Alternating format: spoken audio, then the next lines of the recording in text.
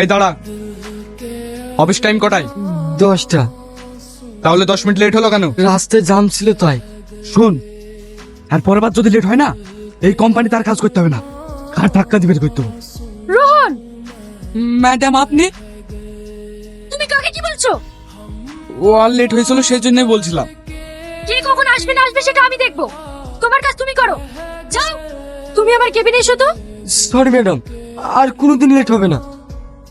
সে ঠিক আছে, তোমাকে যে কাজটা দিয়েছিলাম সেটা কি কমপ্লিট হয়েছে?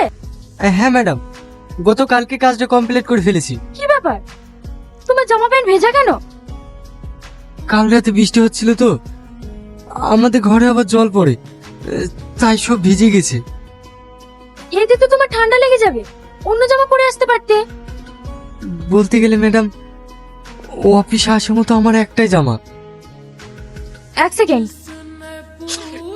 এই না ধরো। টাকাগুলো কাকে দেবো ম্যাডাম?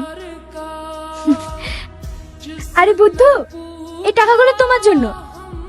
এই টাকা দিয়ে বাড়ি তৈরি করবে। না না ম্যাডাম, আপনার এই টাকা আমি নিতে পারবো না।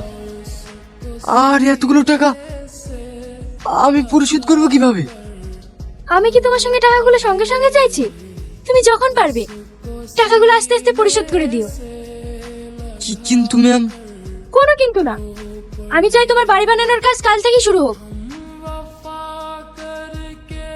ভাই, মেয়ে আমাদের খুবই পছন্দ। দাবি দাবা কিছুই নেই। ওই ছেলে বিদেশে পড়তে যাবে তো, পড়া খরচ বাবদ 5 লাখ মতন দিলেই হবে। 5 লাখ টাকা? চমকাচ্ছেন কেন ভাই? ছেলে যদি চাকরি পায়, আপনার মেয়ে তো সুখে থাকবে, আমি আর কদিন বাঁচবো। আব্বা,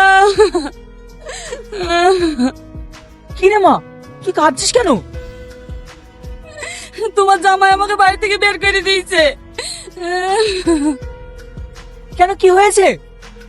আমার বিয়ে হওয়া 5 বছর হয়ে গেল। বিয়ের সময় যে টাকাটা দিবা বলেছিল সেটাও দিলা না, তাই ও আমার প্রতি অত্যাচার করছে। কি 5 বছর হয়ে গেল এখনো পনের টাকা দেয়নি? এটা আচ্ছা ছোট না?